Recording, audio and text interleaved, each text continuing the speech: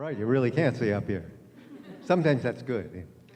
And I'm glad to see that there are other people who are more my age here, because I was starting off by saying in the spring of '87, I was working as a DJ at night in Yuma, Arizona at a radio station, and I'd become like the high-energy teenage kids show DJ.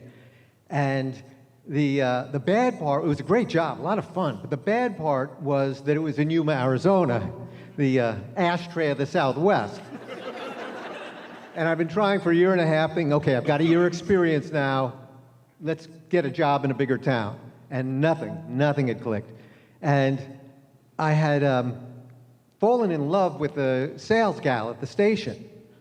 Unfortunately, she was in a bad marriage at the time, and while we had some things going, she wasn't ready to break up her marriage. And also, the station had picked up the San Diego Padres radio broadcast, because they were just 3 hours away, and they'd just been in the World Series, and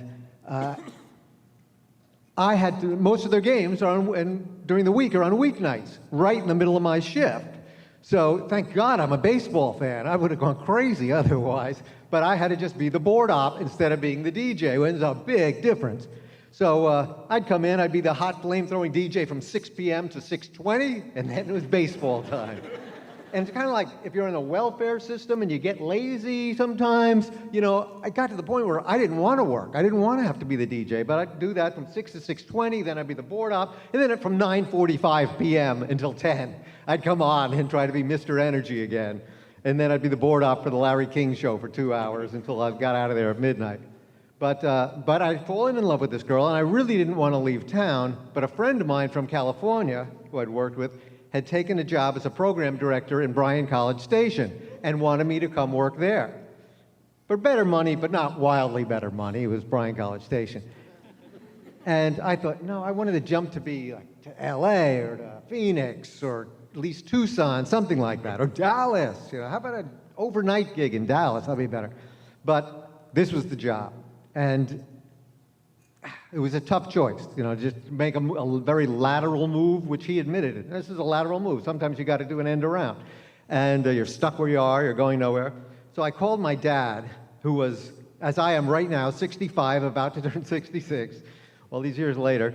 And he said, you know, kid, I'm going to tell you a story. And after he told it to me, I thought, I can't believe he waited till I was 30 to tell me this story. He said, back during the war, we're marching across Germany, heading towards the Battle of the Bulge.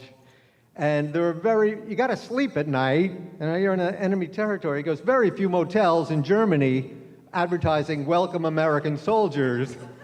He said, but you still have to sleep, and you're very tired. So, and sometimes he said it would rain for days on end, but you still have to sleep at night. So you lay out your bedroll. You got a couple of guards stationed overnight.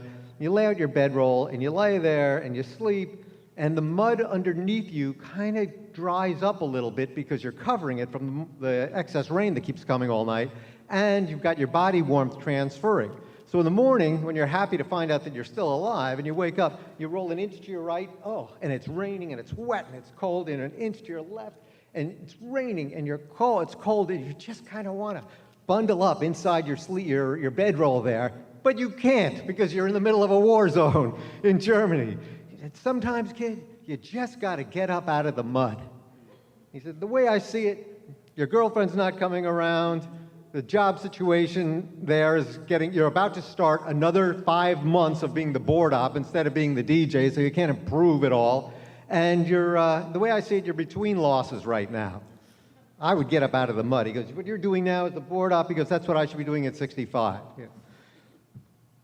So I said, thank you. I hung up. And I thought I could never ask him for advice if I didn't take this advice. I walked into the program director's office, and I said, I'm sorry to tell you, but I just have to take this job to go work for my friend in Bryan College Station, Texas.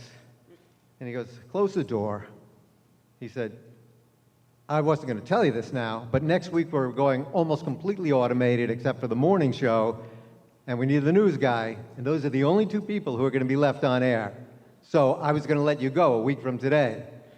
And I thought many times in life about the mud story, for when other things come up, and I go, oh, I don't want to do that. I don't want to make that change. And I thought, get up out of the mud. So it did kind of change my life.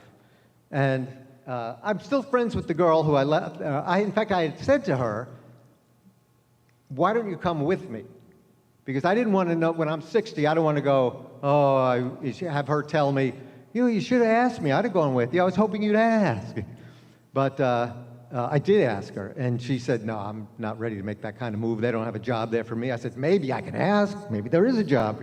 But she said no. And I'm still Facebook friends with her. And I mentioned to her one time, I said, even though, we never got back together, I'm glad that I had the nerve to ask you to come with me. And she said, really? I don't remember you ever asking me that. Like a kick. But anyway, that's my story. So.